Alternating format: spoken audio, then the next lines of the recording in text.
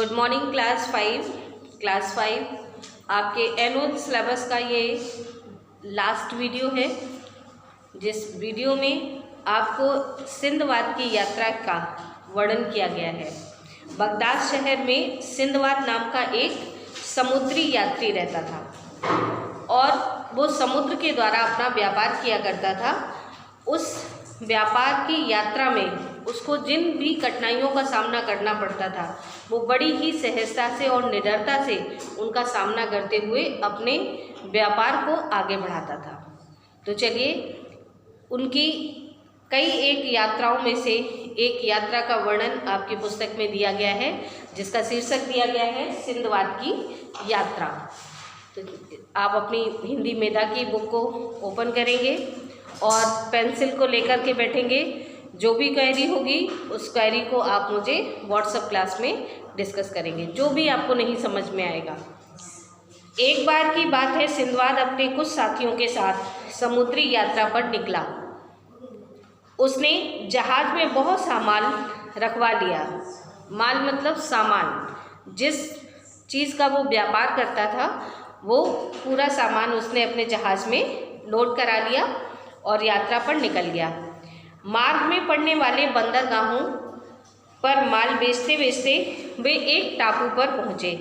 जब हम समुद्र की यात्रा करते हैं तो बीच बीच में बंदरगाह पड़ते हैं, और टापू मतलब एक रेतीला स्थान होता है, वहाँ पर कुछ लोग रहते भी हैं और जब थक जाते हैं यात्री यात्रा करते हुए तो वहाँ पर विश्राम भी करने लगते हैं।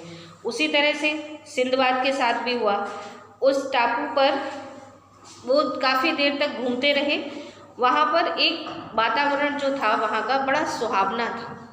जब हम यात्रा करते हैं तो यात्रा के दौरान हमें थकान तो हो ही जाती है, और थकने के बाद इंसान को भूख भी महसूस होती है और ऐसा लगता है कि उसे थोड़ा सा आराम कर लेना चाहिए, रेस्ट भी ज़रूरी है ना।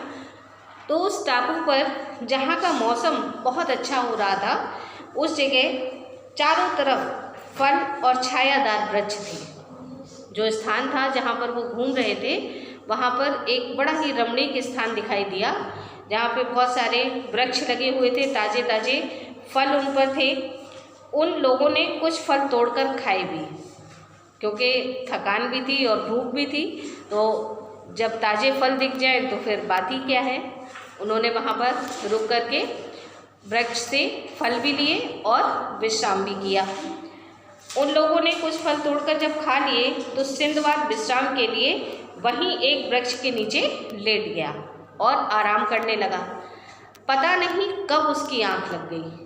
थकान की वजह से उसको नींद आ गई और वो सो गया। काफ़ी देर बाद जब सिंधवाद की नींद खुली तो उसने देखा कि उस टापू पर वह बिल्कुल अकेला है। उसके सारे सहयोगी जो हैं वो जा चुके हैं। वे अपने साथ उसका जहाज भी ले जा चुके थे। एक तो वो अकेला रह गया, और जब उसने जहाज की ओर देखा तो उसका जहाज भी वहाँ पर नहीं था। सभी उसको छोड़कर जा चुके थे और जहाज चले जाने के बाद सिंधवाद बिल्कुल अकेला रह गया। लेकिन वह घबराया नहीं। उसने चारों तरफ देखा कि वो अकेला है, लेकिन वह घबराया नहीं, उसने धीरज नहीं खोया। अब वह ये संकट से निकलने का उपाय सोचने लगा। उसने कहा कि मन में अपने कि अगर घबराऊंगा तो मैं यहाँ से निकलूँगा कैसे। इसलिए बड़े शांत मन से वो वहाँ से निकलने का एक उपाय सोचने लगा कि क्या किया जाए।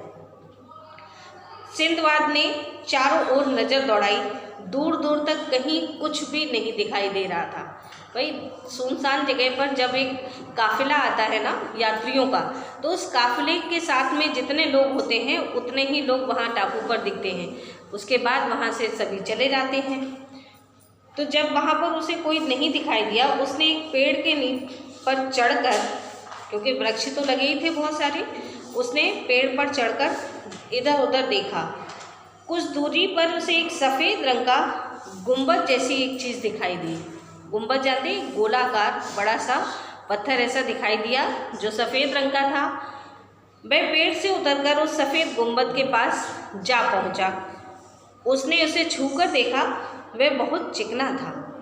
जैसे पत्थर चिकना होता है ना, शाइन भी करता है, और कलर उसका वाइट था, सफ़ेद रंग का पत्थर चमकता भी बहुत है। तो वो जो चीज़ थी गुंबद जैसी, वो बहुत चिकनी थी। उसने उसे जब छुआ तो वो बहुत चिकना लगा उसको। उसके अंदर घुसने के लिए रास्ता ढूंढने लगा। उसे लगा कि शायद ये गुफा जैसा हो, इसमें कुछ द्वार वगैरह हो तो मैं इसके अंदर घुस जाऊं। लेकिन जब उसने चारों तरफ देखा उसे कोई दरवाज़ा भी नहीं मिला। उस गुंबद के नीचे इधर उधर चारों तरफ वो देखता रहा। उस गुंबद का आधा हिस्सा रेत में दबा हुआ था और आधा हिस्सा ऊपर की ओर था। उसने ऊपर चढ़ने की कोशिश की, लेकिन चिकना होने के कारण वो चढ़ नहीं सका। जैसा कि आप जानते हैं, कोई भी चिकनी चीज़ हो, हाथ में पकड़ने की कोशिश करेंगे तो वो स्लिप होती है, फिसल जाता है ना हाथ से।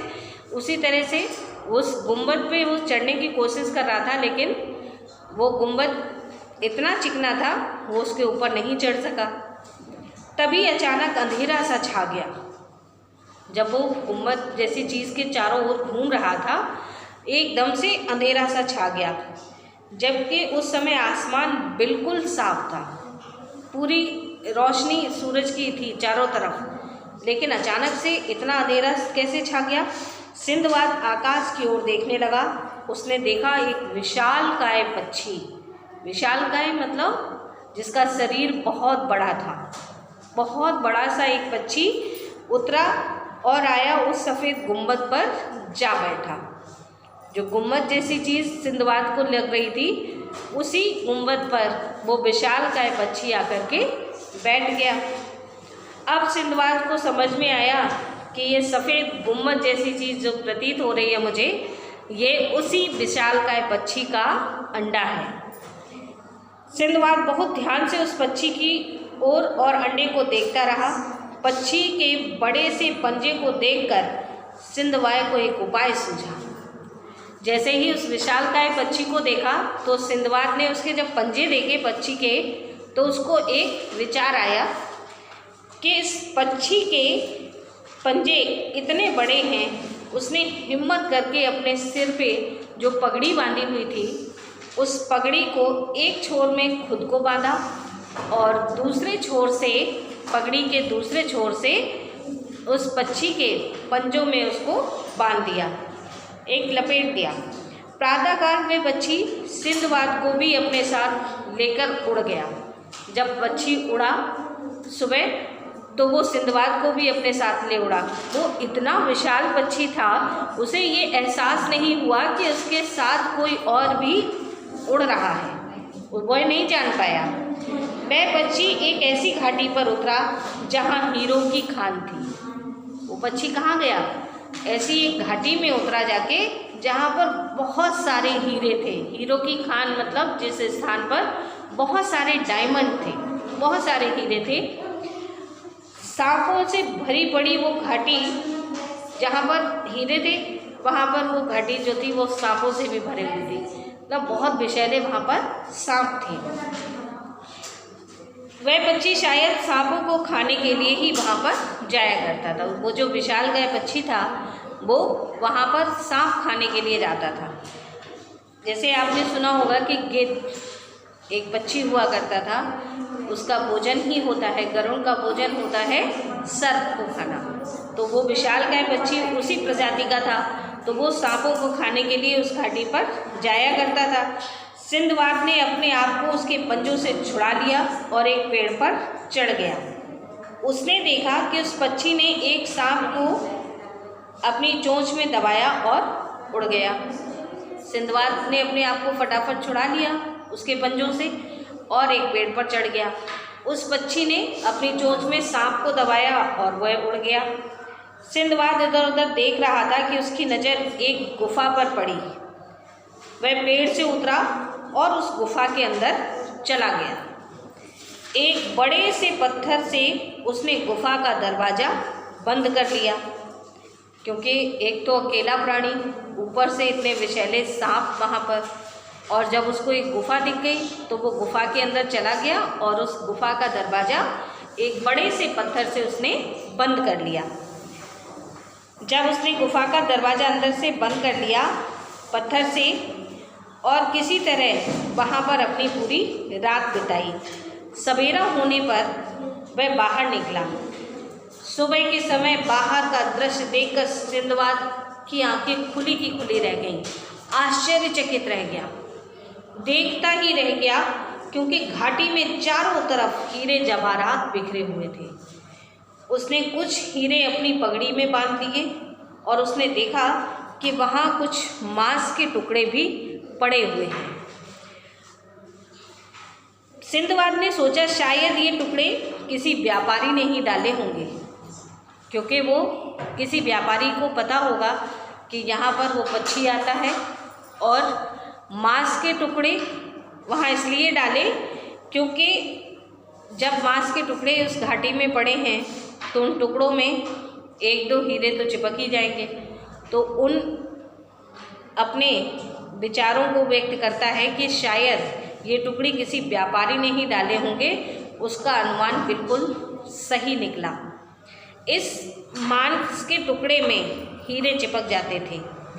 पक्षी जब इन मांस के टुकड़ों को बाहर ले जाता था तब व्यापारी इन टुकड़ों को इकट्ठा करके उनमें से हीरे निकाल लिया करते थे। जैसा कि आपने अभी पहले पैराग्राफ में देखा कि सिंदबाद जिस पक्षी के द्वारा आया था वह विशालकाय पक्षी अपनी चोंच में सांपों को दबा कर ले गया। तो इसका मतलब है कि वो पक्षी मांसाहारी है, वो मांस खाता है। तो मांस के टुकड़े ले जाता था उठाकर चोंच से, कोई ना कोई टुकड़ा वहाँ गिरता ही है बाहर, और उस टुकड़े में हीरे चिपके हुए होते थे। सिंदबाद ने तुरंत अपनी बुद्धि का प्रयोग किया। उसने मांस के बड़े बड़े टुकड़े अपनी पीठ पर बांध लिए और चट्टान पर जा बैठा। थोड़ी देर बाद भयंकर आवाज़ करता हुआ वही विशालकाय पक्षी आया और सिंदबाद को अपनी चोंच में उठाकर एक पहाड़ी की चोटी पर ले गया।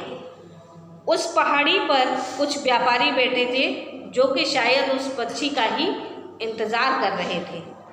व्यापारियों ने पक्षी के ऊपर पत्थर फेंके जिससे वह मांस छोड़कर उड़ जाए, लेकिन उन्हें क्या पता था कि इस बार मांस के साथ साथ एक इंसान भी उसके साथ में है।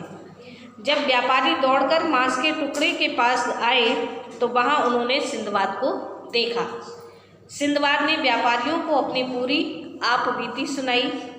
जो उसने आप बीती का मतलब जो स्वयं से घटित घटना होती है उसे आप बीती कहते हैं।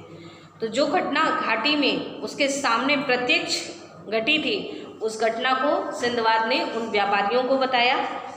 सिंदबाद ने जब व्यापारियों को पूरी बात बता दी तो व्यापारियों ने उसे अपने साथ ले लिया और आगे की यात्रा करने के लिए उन्होंने वहाँ से प्रस्थान कर दिया।